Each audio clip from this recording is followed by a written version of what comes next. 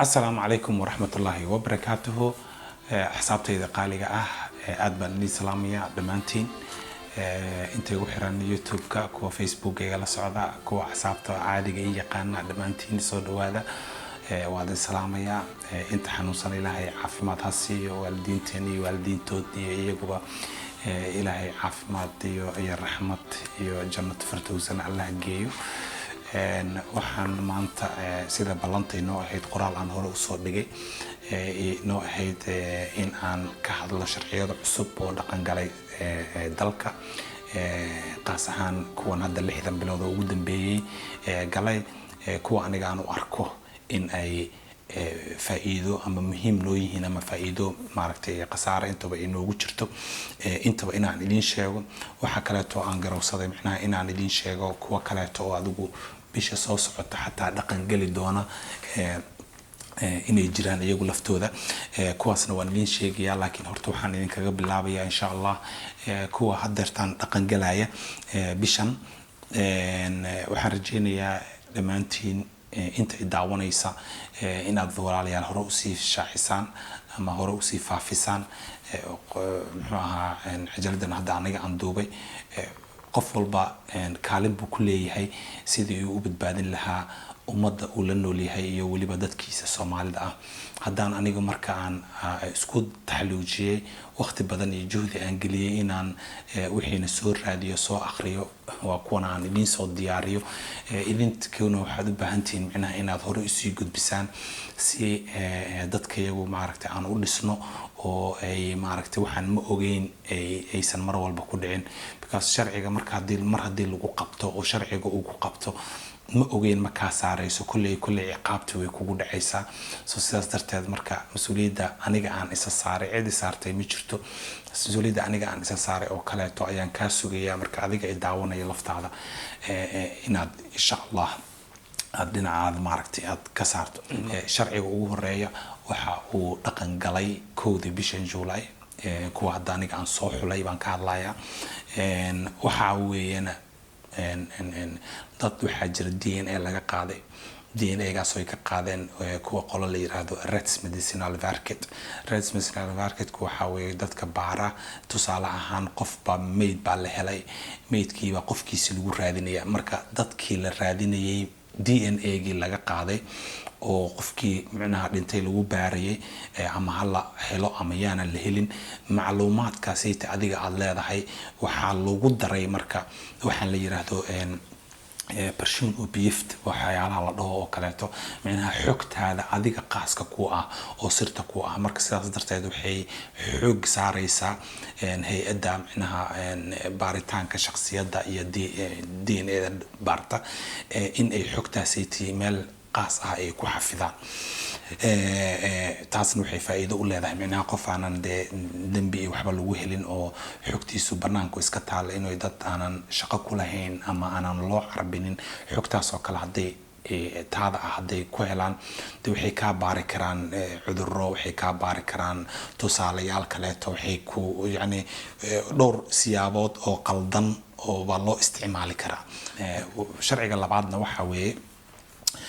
in aad loo adkeeyay dambiyadan la yiraahdo Hedeshbrook dambiyadan qofka maaragtay sharaftiisa oo kaleeto maaragtay dadka ay ku ilaaliyaan dhaqamada qaarkood carabta u badan Soomaalida maba u badna laakiin carabta u badan waa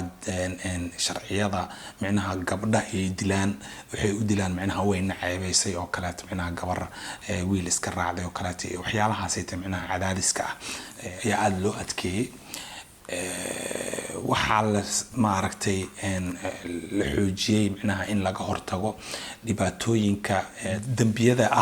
macnaha ay sababtu ay tahay ama siftadka macnaha sababtu ay tahay in uu maaragtay sii haysto ama soo celiyo in uu xukumo ama xurriyada ka qaado qof kale oo bini aadan ama wiil iyo gabar inta badan gabdhaha ku dhacda laakiin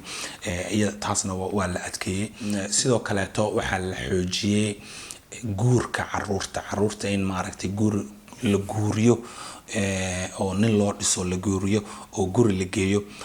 xitaa ka waxa la sii xoojiyay lafteeda guurinta kaliya ma ahe xitaa doonista ayaa la sii xaqiijiyay hadda ogow waa laba shay oo kala midna waa guuris oo de gabadhii ninkii baa xaaskiisii ka dhiganaya midna waxa weeye waa doonis oo xataa uu sugaya maaragtay la muddo taas lafteeda waa la diiday iyada lafteeda xataa waa la diiday waa doonista la dhahaa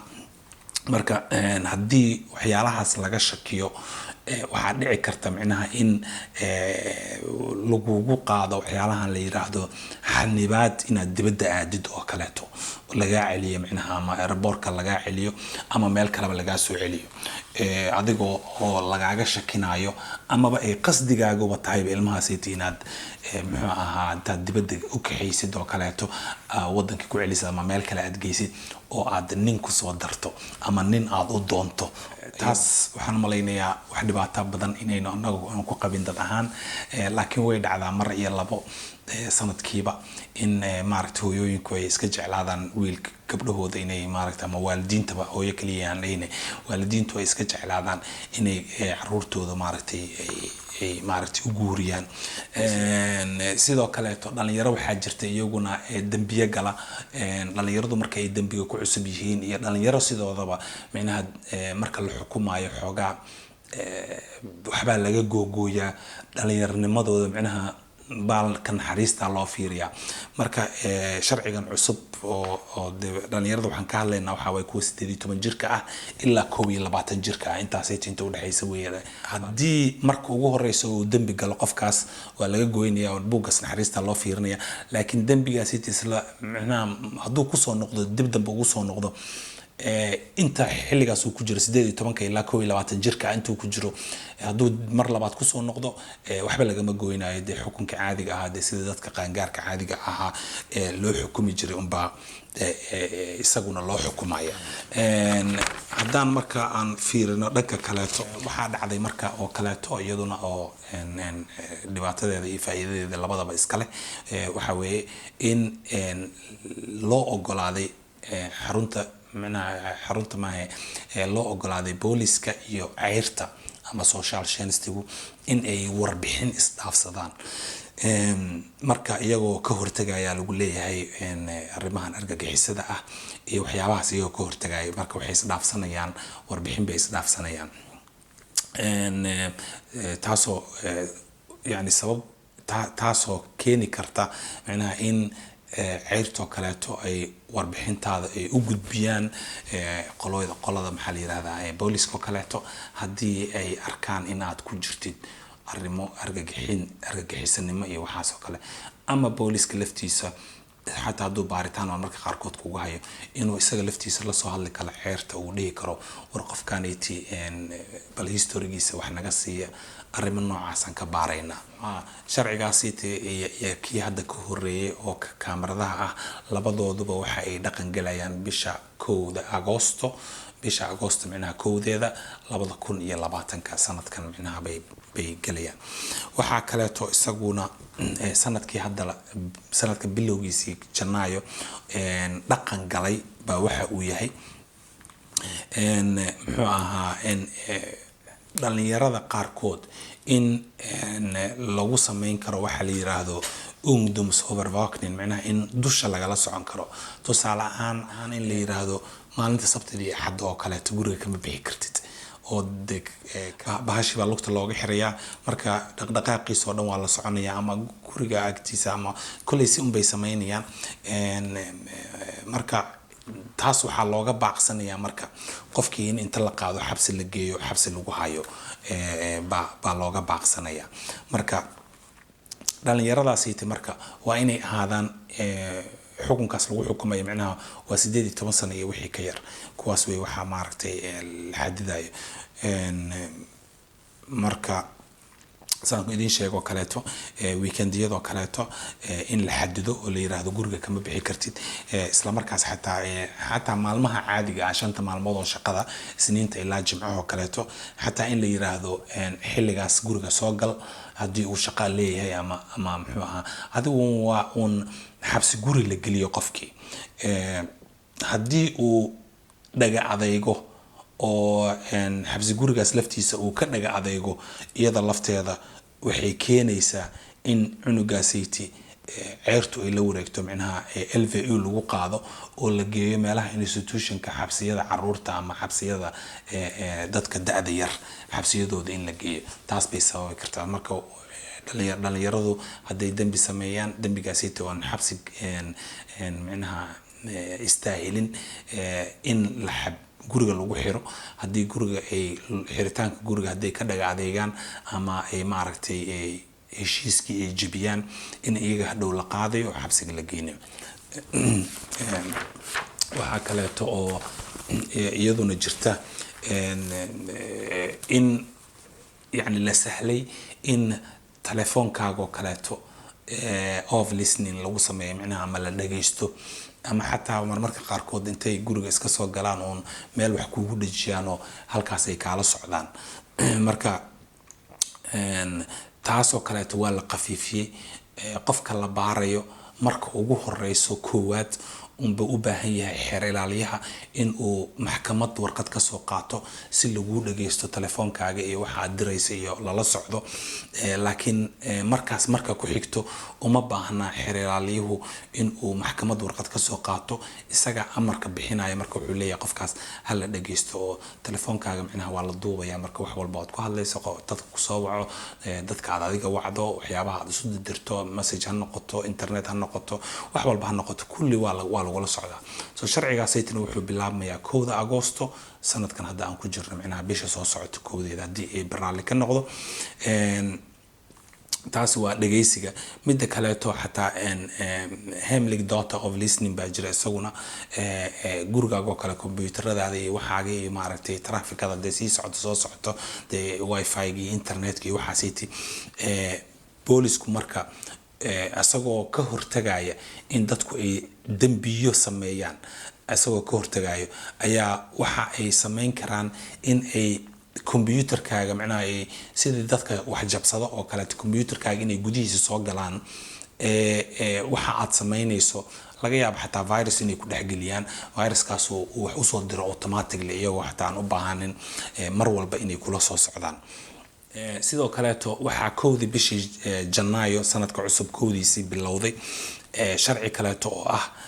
handadaad hadaad qof u dhaarato ama aad handado yani dadka laga hadlayo waa dadka siyaasiyiinta ah waa dadka Vertrouwen de Valde la dhaho macnaha waa dadka la doorto oo degmada fadhiya ama baarlamaanka fadhiya ama dadkaasay timicnaha shacbigu ay doorteen oo cod ku yimid meeshu doona ha noqdo ama gobolka ha noqdo ama degmada ha noqoto ama baarlamaanka weyn oo wadanka oo dhan ha noqdo macnaha dadkaas oo kaleeto hadaad handadid ama aad u dhaaratid ama aad muxuu ahaa sidaas oo kaleeto iyaguna baqdin darteed macnaha ay يعني dhibaato soo gaarta ama shaqadii ka habsaamaan ama tagi waayaan ama de baqdini warwalid aad ku abuurto iyada lafteeda awal dambi ma ahaan jirin laakiin hadda dambi way waxa aad qoraysid meesha aad ku qoraysid iyo qofka aad u qoraysid intuba waa inaad ogtahay oo aadan hadhow dhibaato kaaga imaan midda ugu dambeeya oo aan raba inaan ku soo afgunaanado ama aan ku soo xiro waa asna sharci bilowday 1 Janaayo 2020 kaas oo ah in ammaan la siiyo ammaan buuxa la siiyo dadka ka shaqeeya waxa la dhahaa nalka buluuga ah ama blue use dadka ku shaqeeya macnaha nalkan buluuga hadda booliisku ay wataan ama ambulance ay wadato ama dabdamiska uu wato macnaha dadkaas ay blue use ku shaqeeya oo macnaha shaqo ku jira ama xataa meel iska socda dadkaas ay inaan la waxyeeleen waxa dhacday hadda ka hor dhalinyaro rinka bi iyo meelahaas ay agagaarkaas in ay maaragtay baawurta booliiska dhagaxan ku turturaan ama dabdamiskii ambulance timaada iyagoo dhagaxan ku turturaan oo ama ay xoqaan ama rinjiyo ku buufiyaan oo waxyaalahaas oo dhan ama dadka saaran ama shaqaalahaba ay handadaan tii marka ayaa marka la diidaya marka waxaa jirta sharci la yiraahdo Broadmoot Shensteman qaadistii ay kor u qaadeen iyo dhoojintii ay dhoojiyeen magac cusub bay u bixiyeen magacii cusbana waxaa la dhahaa Broad for Sabotage mot blåljusverksamhet. Så marka dadka shaqaalaha oo ku shaqeeya nalkaas midabka buluuga ah leh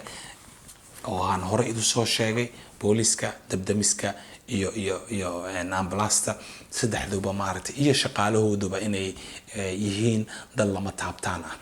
waa dadka aad u baahan tahay markay dhibaato kugu dhacdo, waa dadka aad u baahan tahay markii eheladaadu ay xanuunsadaan, waa dadka aad u baahan tahay hadduu gurigaaga ama kuwa dariska iyo dadka aad jeceshahay guryahooda ay gubtaan. marka dadka dagaalka ku jiro ma aha. haddaad rabto dagaalkaaga inaad dagaal samayso hab kaleeto iyo si kaleeto u samee, laakiin dadkaas muxuu ahaa dharka nalalka midabka buluuga ah hoostiisa ku shaqeeya looma ogola in waxyaalo loo geysto iyaga naftooda, baabuurta ay wataan iyo qalabkooda intaba. marka waxaan rajeynayaa insha Allah inaad wax un ka faa'iiday haba yaraatee iyo wax badan inaad ka faa'iiday haddii Ilaahay raali ka noqdo. barnaamijkaygu intaas ayuu ku egyahay. waxaan ka codsan lahaa inaad si share garayso oo aad muxuu ahaa saaxiibada iyo ehelada dadka inta la wadaagto. runtii waqti fara badan baan geliyay ka shaqeyntiisa, soo diyaarintiisa, duubistiisa iyo jarjaristiisa intaba. anigu waxaan jeclaan lahaa idinkuna inaad kaalintiina haddii Ilaahay idmo aad ka qaadataan. magacaygu waxaa la yiraahdaa Yaasiin Cabdullaahi. waxaan deganahay magaalada Göteborg ee dalka Sweden. inta aynu barnaamij sidan oo kale ah aynu ku kulmayno waxaan idinkaga tagayaa warsan iyo weersan.